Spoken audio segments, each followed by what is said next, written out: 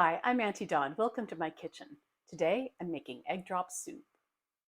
When the weather gets cold and dreary, nothing hits the spot quite like something warm and savory. An egg drop soup fits the bill. And it's super easy to make. It's pretty much just failing to make poached eggs.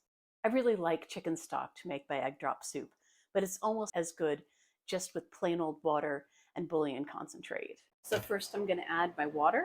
This is 2 cups of water and about a cup of my chicken stock reduction.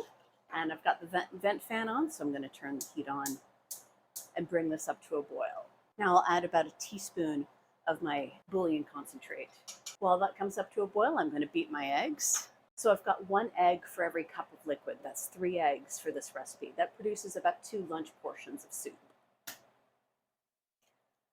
Now I'm going to beat my eggs thoroughly. And once they're thoroughly beaten up, I'm going to add a pinch of salt. And then beat them more until they're really good and smooth.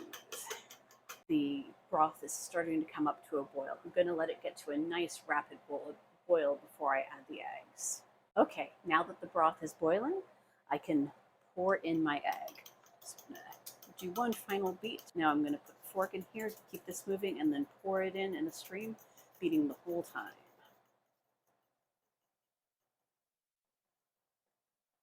All right, now I'm going to beat it just to make sure there's no clumps. Now I'm going to turn off the heat and cover it. All right, now the soup is done. You can see that all of the egg is nice and opaque. So now is when you need to decide what you want the soup to taste like, because as it is, it has basically no flavor. I go 2 ways. Either I add some salsa or I add soy sauce and a little bit of chili oil. Taste. That's nice. It doesn't need a hugeness, only about a teaspoon. A couple drops of chili oil. The soy version of the soup is also really nice with some microwaved peas.